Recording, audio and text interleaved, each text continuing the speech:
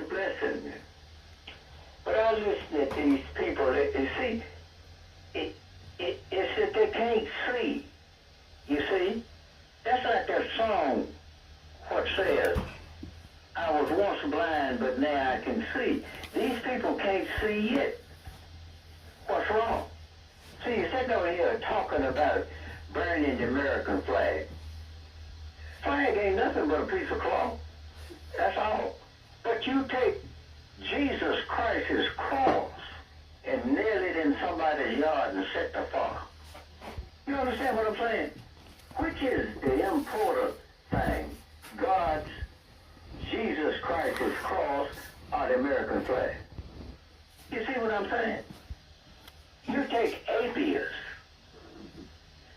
Now, you people know what atheist is because you finally educated and going on. You know what atheist is. And put him on television and have a show for to entertain people.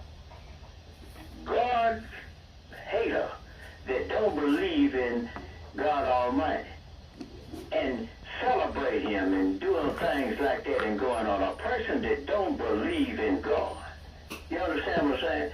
You take a lesbian that messes with another woman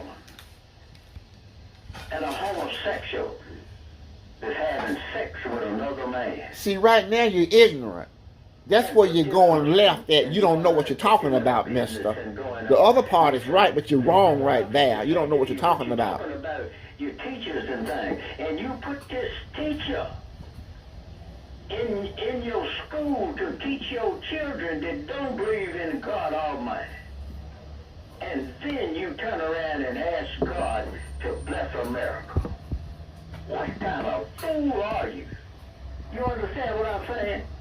It says in the Bible, don't call your brother a fool without a cause. Well, see, I got a cause. You see what I'm telling you? You're not reading the Bible. You're reading this filth and things that the preachers say. I done wrote a book here for to explain this and go, you can't explain nothing to me that's in the Bible. Only God. You understand what I'm saying? You people are not God followers. You are enemies to God. Your whole, listen, your Republicans and your Democrats and your things like that are mostly against God Almighty. You see what I'm saying? And this is the reason that these stones and things are coming. Look, you should be talking about Texas.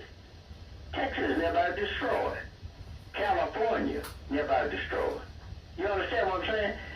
While you people are talking, these states are flooding. Now, if I'm lying, call me a liar. I look at it on television. Houses washing down the road and things. Listen, you were talking about water and stuff to put out the fires and things when the storm was coming, and you was right down on the ocean, could have got all the water you wanted, but you couldn't put out them fires, and you're not going to put out nothing that God puts upon you. You understand what I'm saying? And you're not going to prosper for denying God's things that he put here on earth. You're not going to. You understand what I'm saying? Regardless of what you say about your education, regardless of what you say about you should do and should not do, God's already said it. It's 10 of them. Thou shalt not. This is what he says. You're talking about, you shouldn't do this and you shouldn't do that and going on. You shouldn't have a woman. Now, I'm going to get on the woman right now. Then I'm going to the man. Listen. A woman shouldn't have 7 or 8 youngers and got 4 and 5 different daddies. You understand what I'm saying? Not married to nobody, never been married. A man shouldn't go get children by 5 and 6 women. You understand what I'm saying? And not married to them. You see, these things that you are doing under God, like burning Jesus Christ's cross in somebody's yard, and you worrying about a flag, a piece of cloth. But you take a southern flag and burn somebody's city down and hold up the flag and going on because the people had a city. There was a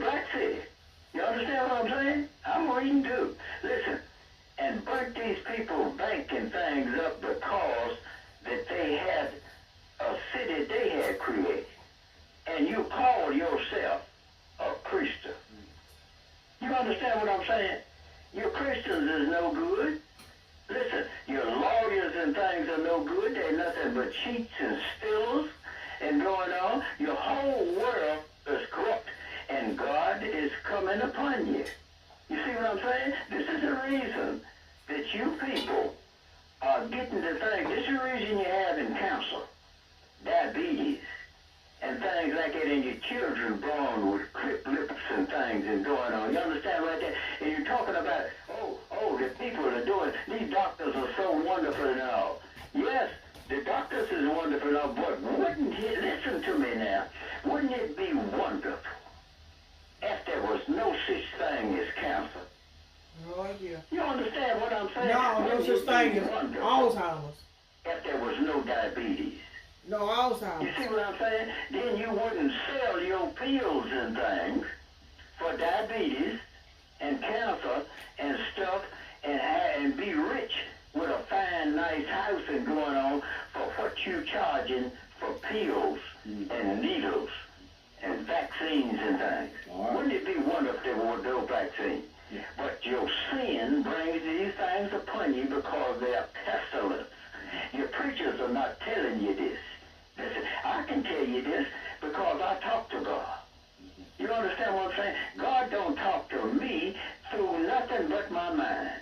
You see, I once was just like you, but you can change. You understand what I'm saying? And you will know who's doing it. And listen, the reason your teachers and your children and thing you're talking about them going on what you should do, and your teachers ain't no good. You understand what I'm saying? Listen, now I went to start the school in 1948. I want you to hear this. In 1948, I started the school. I had a teacher, right then, I remember this as good as right now, I got a good memory. Listen, her name was Miss Robertson. She taught the first and second grade. And I hated to go to school so bad I didn't know what to do that day. And I went to school for about 4 or 5 days, and that teacher had me wanting to go to school every day. Miss Robertson. Then in the second and third grade, there was Miss Fitzgerald. She didn't do nothing but sit up in the school all day and sleep. You understand what I'm saying? And then there was another one in the 5th and 6th grade named Miss Leaf. She was abusive. Kept switches in the corner whooping girls and things, then they wore dresses and bend them over the seat and going on. She was abusive. That's what she was.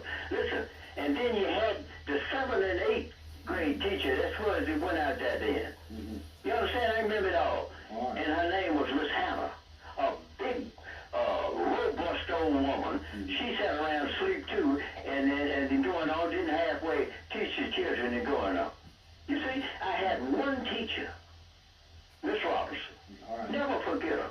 You see what I'm saying? But you got teachers in the school right now the same way, just like there was when I went to school.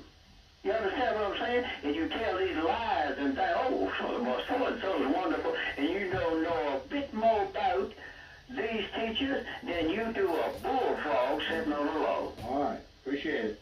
Now, I want to say one more thing, too. Listen, you're talking about what Donald Trump's going to do and going on like that. What is God going to do? What's he going to do about this rotten stuff that you people are doing? And like I said, you got teachers, homosexuals and things, teaching your children. What you going to do about them? All right. Now, have a good morning. 222-9224. Let me tell you about the Smith Appliance.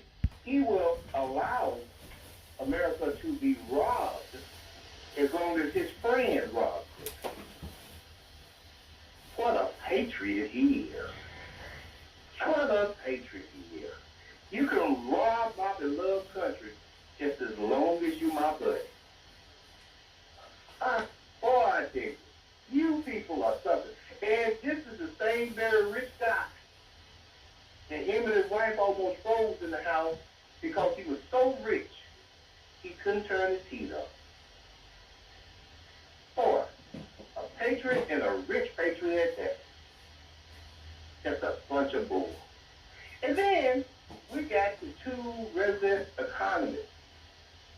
the narrator of this show, and Barry. And I just want to say this about a week ago, maybe 2 weeks ago. We all were talking about the tariffs, which of course we know you don't understand tariffs.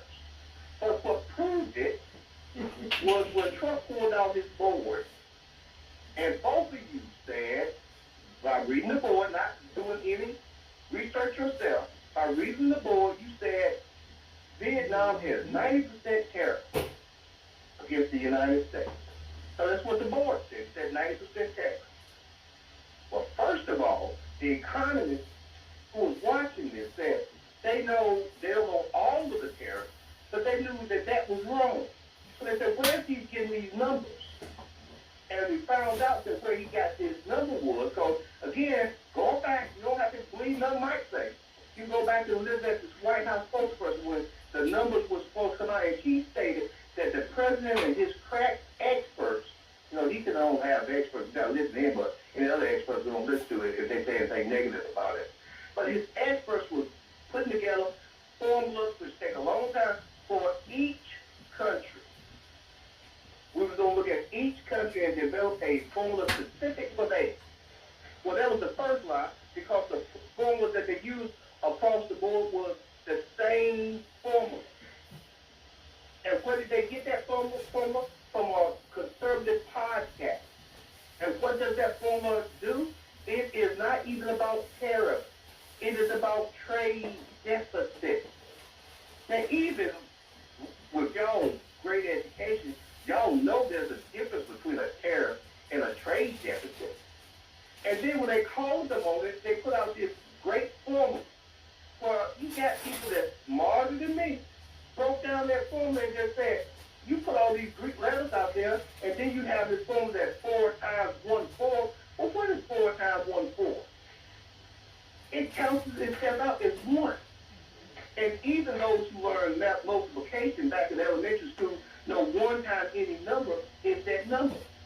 So the bottom number that they divided into was the trade deficit, was the trade import amount. You don't have to take my word for it. Go plug in the numbers. Go plug in the numbers from the White House website, from the Commerce Department. All of those numbers are up there. And you know, you can say examples. The Economist already done it. The Wall Street Journal already done it. The National Review already done it. The New York Times has already done it. The AP has already done it. The AEI, American Institute, has already done it. Not like they would be smarter than me and you, I would think. I know they're smarter than me. So you are up here talking about tariffs again, and you use the number that Trump said was tariff, and it's not even a tariff. Why do you think the country of Laos, have you ever heard of that country? No, because I've never heard of it. It's one that it got the highest amount of the quote-unquote tariff because they don't have any money. Half of the country doesn't even have electricity. But what they do have, they have diamond mines. We import gold diamond mines, but they don't have any money to buy anything from us. So we call that improper trade balance. So they got the highest amount. A little country that don't even have electricity. They got high trade balance, well, before in China, but now since China's not backing down, now they got 104%. And then we're told that we're going to say, me and Speaker X is going to say, well, look what he blinked. He wasn't supposed to blink. Y'all said this is the art of the deal. His Treasury Secretary didn't even know that they had to put a pause on. The Fox News reporter said that when he told his staff, they looked at like they was in shock because they didn't know anything about it. It wasn't because he cared about the American people, the poor people that can't turn the heat above 65. It was because Elon Musk went out nationally on X and criticized him. The head of Home Depot is one of the biggest, largest megadons, criticized him. The GOP senators came out, including Ted Cruz, criticized him, including Rand Paul, criticized him because Canada said, we're not going to buy any more liquor from Kentucky. Mm-hmm. That will crash their economy. Okay, 5 minutes. Oh, no, excuse me, let me finish. I'm just telling you, Michael, you've been talking 5 minutes, just like I told you yesterday. Okay, thank you. So you used the wrong number for a tariff, and then we're saying that this was the art of the deal, and this was all a part of it. Well, why does the market respond negatively when he put tariffs on, which history tells us this, and it responds positively when he takes them off? And one more thing I want to say real quick, about you doing research on things that you say, which we know you do not do, because just the example I just gave, you, for 3 weeks, here locally, for 3 weeks, well, for 2 weeks, excuse me, 2 weeks, I won't get this right.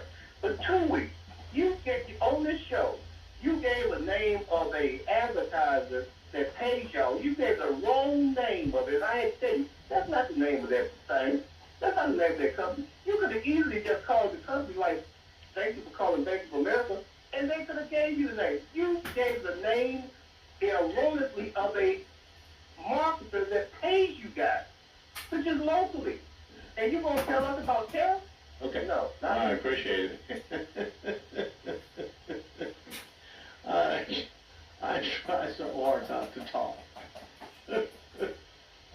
Michael knows about everything. You know, we had an account situation yesterday showed that the Trump and the people that he's working with, they've got a handle on this stuff. You know, don't panic. Just you know, the stock market may go down again. You know, and as I've said for 35 years since I've been on the radio here in Burlington, the stock market is not the economy. You know, it is an indicator of the economy. It goes up and down and up and down and sideways, and it doesn't, you know, it doesn't indicate 100% of anything. It's just a simple indicator of what's going on. And what's going on right now is that the President of the United States and his administration are trying to get other countries to the negotiating table to negotiate better deals with the United States, and it appears to be working. That's what's going on. Well, one of my buddies, he joined the mob. He was a panicking, and he called me up. He heard me on the radio and said, "I lost $65,000 yesterday." I said, "You weren't listening too close, were you? I mean, you got a 1,000 shares of GE stock. You still got 1,000 shares of GE stock." Well, no. I said, "Are you going to sell it?" He said, "No." I said, "Wait till the end of the day and see what it is." He wouldn't call me back. At about 8 o'clock last night, I couldn't help it. I had to rub it in. I called him up. I said, "Fred, how much money did you make?" "Well, I made a little." I said, "What'd you make, Fred?" "Well, I got 80,000 more than I had." I said, "You made money?" "Well, no, I ain't made money because I ain't sold nothing." Oh, now he understands. Before he didn't understand that. Well, he's pretty hard-headed for old guy. I'm not an old guy that's real hard-headed. But when it come up, he had lost nothing, and he had made all the money back, plus an extra $15,000-$20,000. He could see that. He could see the increase. I said, "You gonna cash out tomorrow morning?" "No, it might go up some more tomorrow." I said, "Well, you're playing for the long run then, ain't you?" He said, "Yeah, I'm playing for the long run." And hell, he's 5 years older than me, but he's still playing for the long run.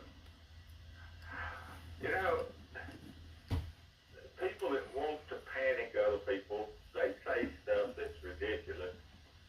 And every time I hear somebody talking about Social Security, I listen. And it seems like 2/3 of the time the people don't know what they're talking about. If anything, President Trump and his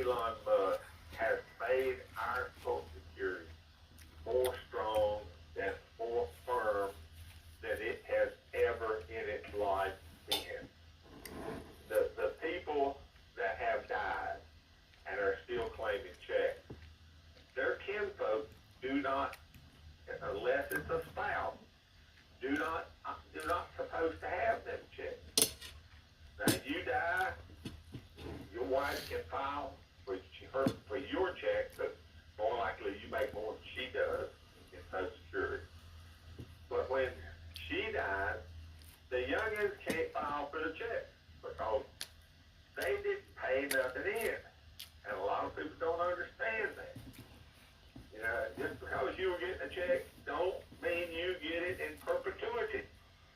And then there's the crooks. There's the people that didn't pay nothing in, and they're grifters, and they found out how to work the system. And, you know, I know the old guy. He died about 3 years ago, but he was hitting it twice. He was hitting it once from Florida, and he was hitting it once from North Carolina. And he had a residence in Florida, had a little bitty shack of a beach house. And, you know, he'd go down there every, I don't know, 3 or 4 years, get his driver's license renewed. And since it was just a shack of a beach house, he wasn't having to pay much taxes or anything. Well, they don't have taxes down there. They've got you know, the taxes added on to all the goods. Florida don't have a property tax. And I said, you know, you're hurting all of it. Well, he worked I said, no. I said, you're stealing from all the rest of it. And I said, if you hadn't been a friend to me when I was in rough shape, I'd turn your ass in. But I owe you, because you helped me when I didn't have nothing. And I don't forget what I owe. But don't let me find out you're Appreciate it. Appreciate it. and All right, he would laugh. And he said, what are they going to do to me when they catch me? Put me in federal jail? Yeah, well, I hope they absolutely. would, but I know they won't. All right, appreciate it. Thank you. Take Hey, care. God bless you, Harry. I hope you don't. If you're two callers that love to aggravate you just for the aggravation, call you up. Lay it to them, man. Lay it to them. Appreciate it. 222-9224. And I hope, Michael, and I hope that preacher lay it right straight back to y'all. Baldwin Road, Burlington.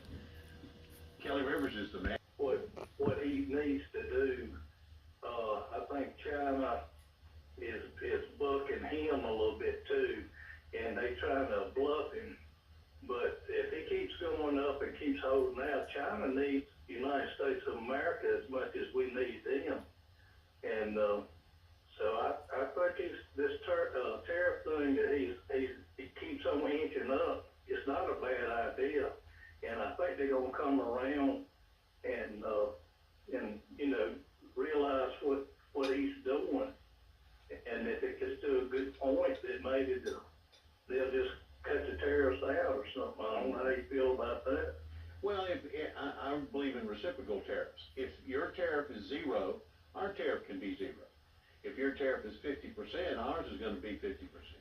I mean, I think that's the way it ought to be. In the past, though, what we've done is Japan, who you know, they won't let us sell our cars in their market. You know, you can't do that, but they want to sell them in our market. If you're not going to let me sell your cars, I won't let you sell mine. That would be the way to be fair. That's fair trade. What we've been doing is, because we're the biggest, baddest person on the block, we say, oh, well, just let them be there. That's okay. They can charge us 20%, or Canada can charge us 200% on dairy products. That's all right. Don't worry about it. Well, Trump says it's not all right. And I don't think it's all right either. And I think that he's showing that we can move this unfair treatment that we've been having, and it's forced a lot of our, you know, this kind of thing destroyed the steel industry in the United States, and we can get it back. We can get back manufacturing if we do it correctly. And I'm not saying that I think everything Trump is doing is perfect, because it isn't. But this is the way to start testing the waters and see if we can get it better. Right. And you're talking about reciprocating. It's just like a saw, you know, reciprocating saw. Mm-hmm. It's back and forth, you know. So I think it's gonna fall into place. You just got to give it time. People are trying to rush Trump and say that he's not doing a good job, but he's a businessman. He's been out there long If you enough. feel like it, look at it. I'm I gonna think go he's ahead and do it gonna today. pull the country Hey, back stay through on. some. We'll see. We'll see. That's it. All right, let me get up here and let somebody else in. Y'all have a Thank good day. Take care. Yeah, it's going to take some time. Yeah, I mean, you know, nothing happens. You went the next day and lost. You went the next day and lost.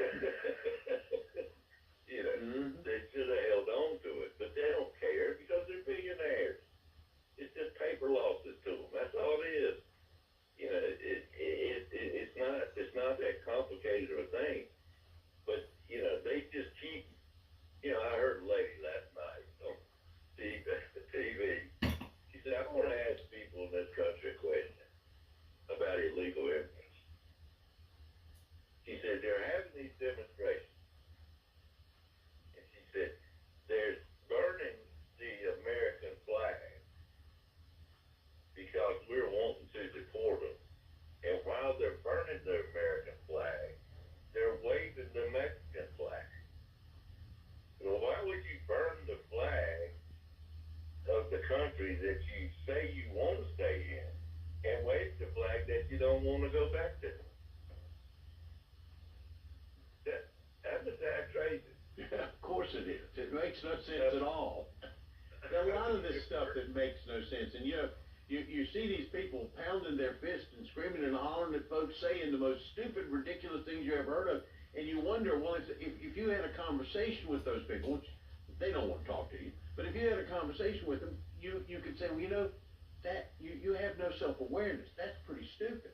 You know, it's like burning up someone else's car that's probably a Democrat who owns one of these electric cars. You burn up their car to get after this guy over here who doesn't have anything to do with that car. That car belongs to somebody else. How is that helping you? That makes no sense to me. If I was at one of these demonstrations just watching it, and I saw a Hispanic one lady over there setting fire to the American flag and stomping on it, and then she had a flag in her hand of the Mexican flag, waving it, and I say, please, just stop for 1 minute and explain to me what you're doing.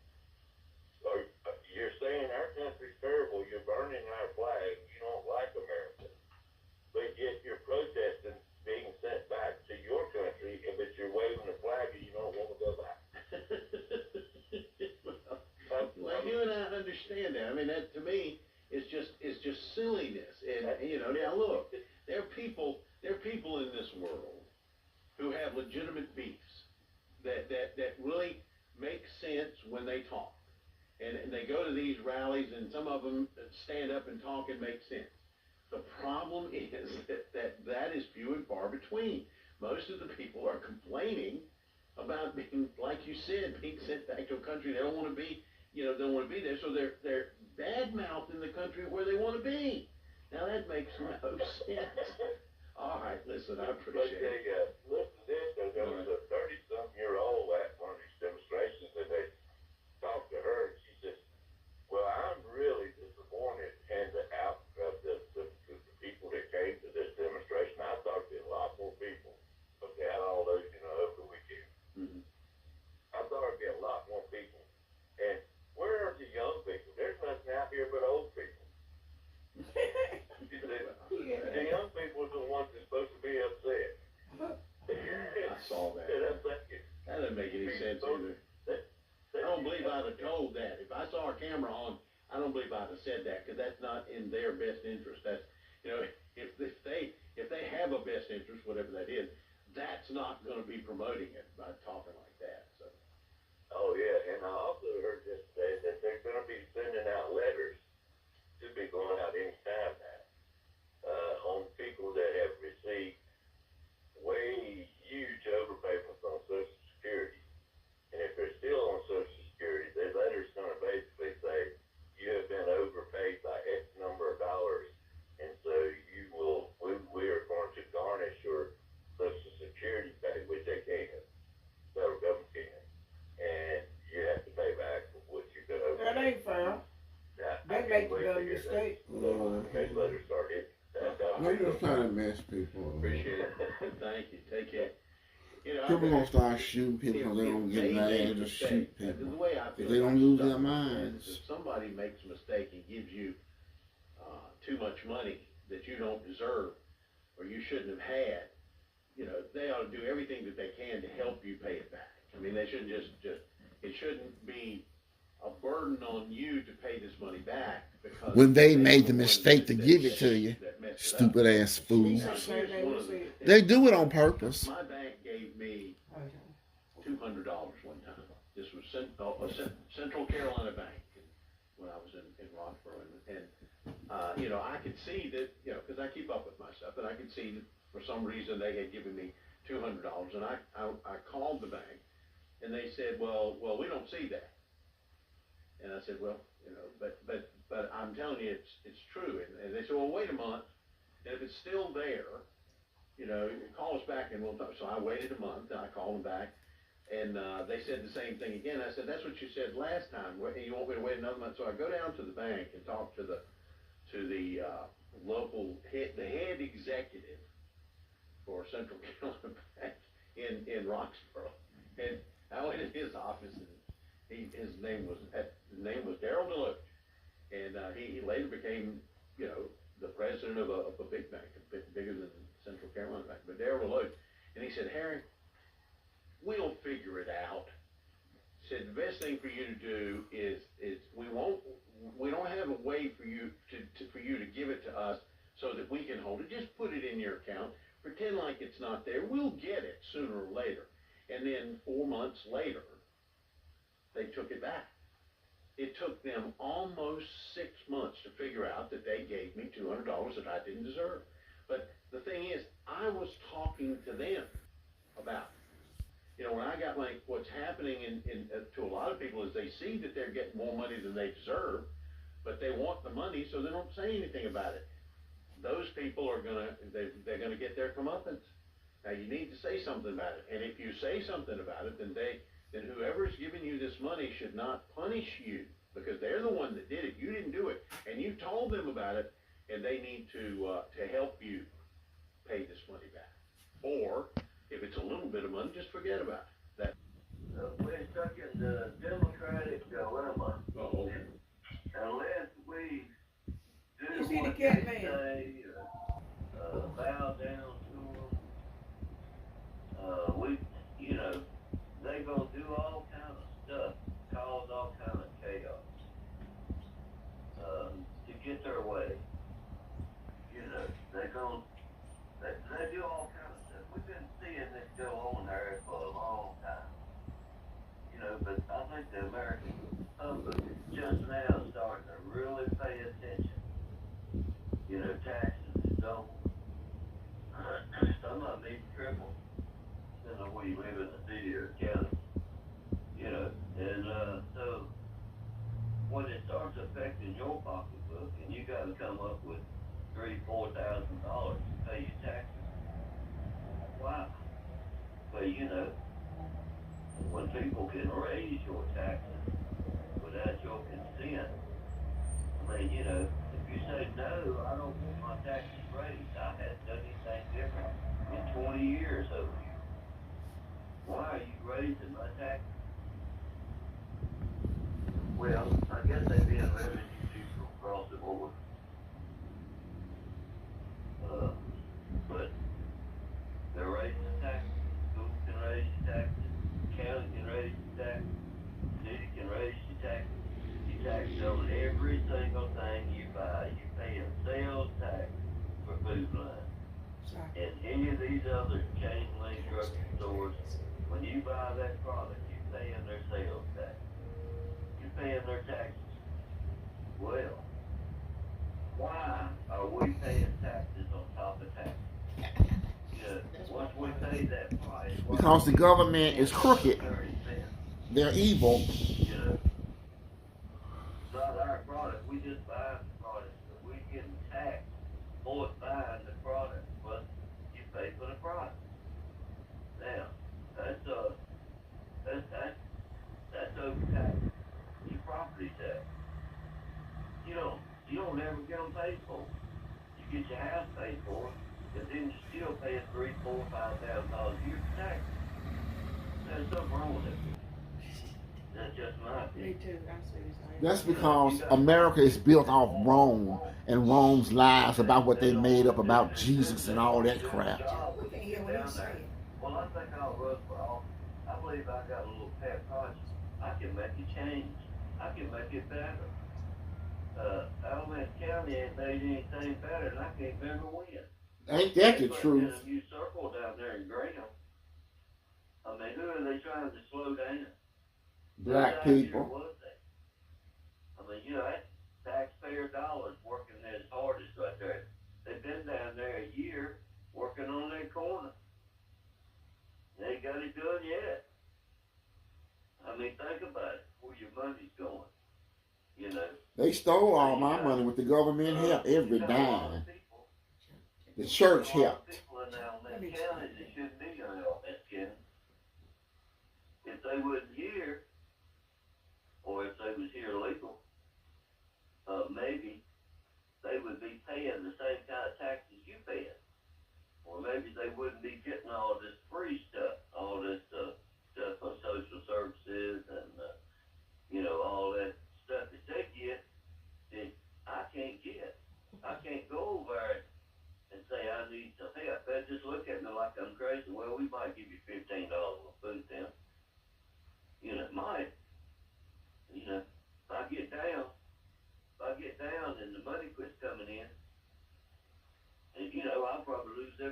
They'll give you $15 a month for food. So, it's just something to think about. Everybody that goes down there and runs for the election, the first thing they do is say, well, we're not going to raise those taxes. We're not going to do that. Then all of a sudden, bam, your taxes, they throw another nickel in there on it. It's just like the gas tax. On a gallon of gas. It's simple, just like that. It's about 50 cents a gallon now, or maybe more. Well, how much gas is used in North Carolina in one day? And where does that money go to? Well, they say it goes to the roads. Well, that's kind of like saying that the lottery goes to the school system. We don't see it. Did the lottery throw millions of dollars into the re-roofing of the schools here in Alamance County? Or the mold? Did they do that? Absolutely they did, yeah. Mm-hmm. Well, I ain't seen nothing on the internet that, North Carolina donated or gave lottery money to schools. Nothing's been put out there. Well, yeah, we've had many stories about that here. Lottery money comes in, they don't talk about it much. You're right about that. The people that get the lottery money, the schools, they don't make a big deal out of it. They just spend it on whatever it is that they want to spend it on. I've always wondered why they don't make a big deal. There ought to be a news release sent out every time the lottery sends them a check. They ought to make a big deal out of it. But they don't, and I've always wondered why. And I guess I've always thought maybe they just don't want you to know how much it was. But the school systems get lots and lots of money for facilities from the lottery. Right. That's just like whenever you see all these people out here protesting, and they're protesting against Trump, well, there's 17, I think that's what we figured out, it's around 17 different organizations that sent the word out for these people to get out and protest last weekend. And I seen them in Danville last weekend. They was up there protesting, and they was old people. Well, my daughter was in a car show down in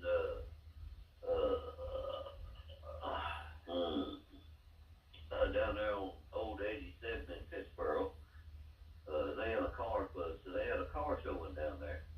And she said they went to get food, and they couldn't hardly get around the court square because of the protesters.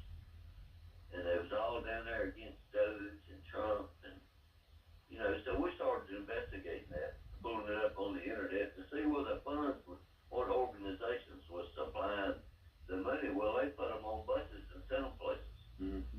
That was like a paid demonstration thing. Mm-hmm. Yeah, George Soros had a lot of money involved in that. Well, Black Lives Matter was in there. There was, oh God, I can't. My wife was reading all this off last night, and I said I won't ever remember none of that. All right. There's so much of it, but it's like 17. So, but the Trump people, we don't get out and do that. Trump won. We want to lay back. Well, they went to the Trump rallies. Every time he had a rally, there just bunches of people there. Well, I went to 5 or 6 of them. Yeah, there you go. That's where you say these people are protesting what Doge or whatever they're protesting. Well, what the people there that deal with Trump is they go to his rally. That's when every time he shows up anywhere they just crowd to the rally. That's the demonstration of the people that are in favor of Trump. That's who they are. Well, yeah, right. Well, look, when we was in Danville, sir, there was a news reporter. He said he was a news reporter, but he was just using his phone. He said he was on the iPod, and he come up to us and was talking to our group, and he wanted to know if he could do an interview. He said, you can talk about anything you want to. I said, and I kept hearing something click, Well, he had his phone behind his back, and he had the volume all the way up on it. He was wanting to hear what we had to say. Sure. And I said, you just turned your phone on? He said, oh, no, it's off. But he kept it behind his back. Sure. Yeah.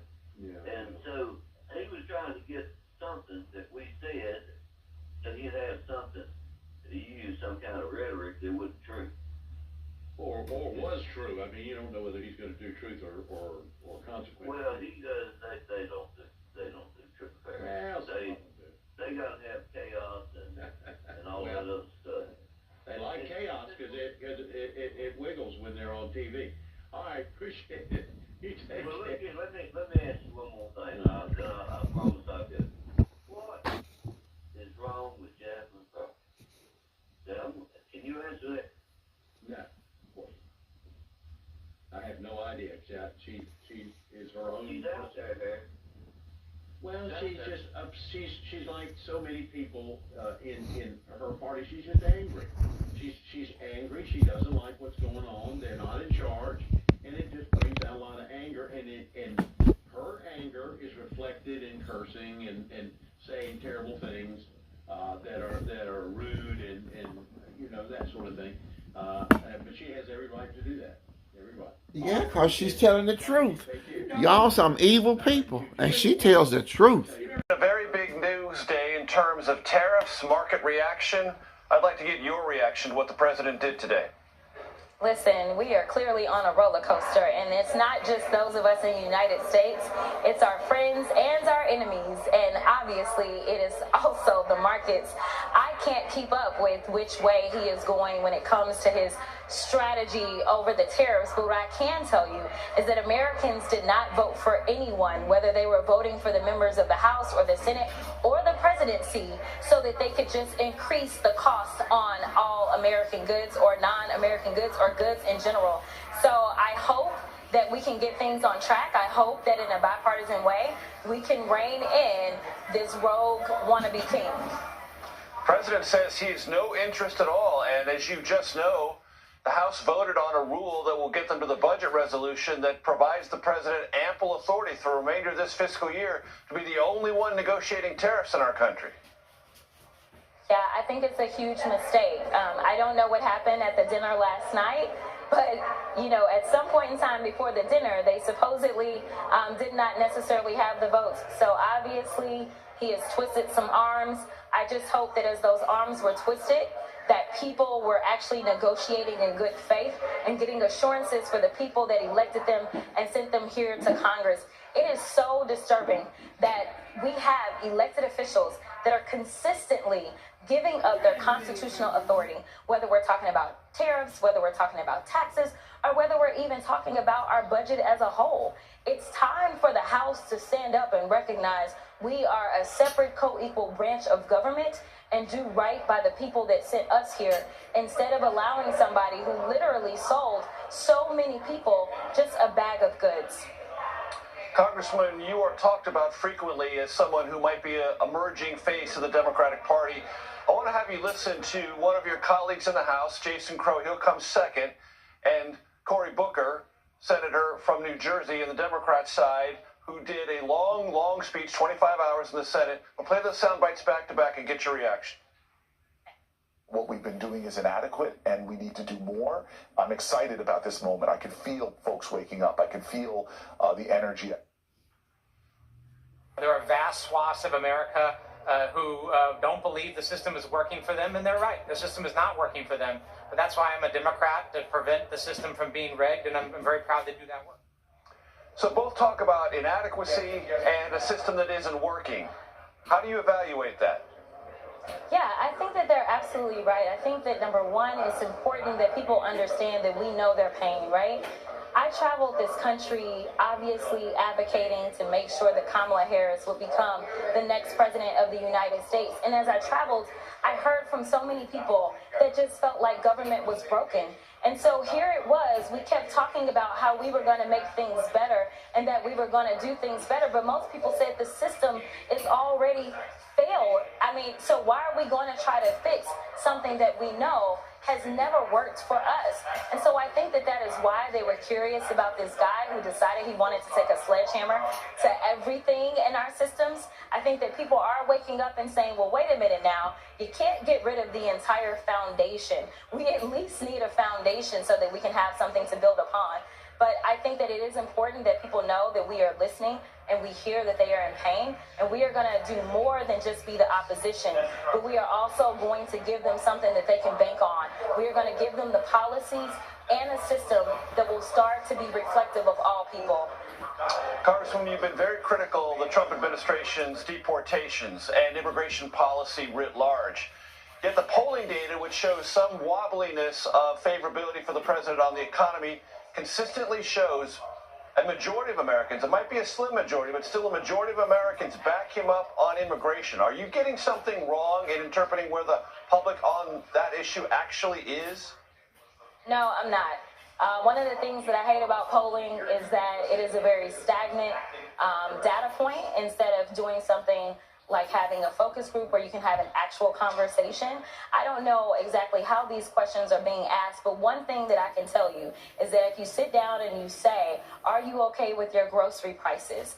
Are you okay with the fact that housing prices are going up? And you start to connect how important it is for us to have immigrants that are contributing to our country in this way, then people may start to shift. I just had a group in my office not even an hour ago explaining that we need to do more on immigration because they don't have the workers that they need, and they are in the construction realm. So I am telling you that this is a failed thing, but we've got to do better to connect the dots and let people know the reason you can't afford a home is because of these failed immigration policies. The reason you're not going to be able to afford your food is because of these failed immigration policies. And the same can go for the hospitality industries, where we have so many of those in the hospitality industry that are saying they do not have the workers that they need right now. Congresswoman, as you well know, the Trump administration has ordered throughout the federal government restrictions or a complete banning of anything dealing with diversity, equity, inclusion. It's also using the power of the federal government with major universities and funding on things related to diversity, equity, inclusion. I know you oppose that. Why, and what do you think the dangers therein are? Yeah, I mean, as far as I'm concerned, this is a workaround for getting around the Civil Rights Act. They are packaging it up in a very different way. But the goals of diversity, equity, and inclusion have always been to really more so elaborate on the Civil Rights Act.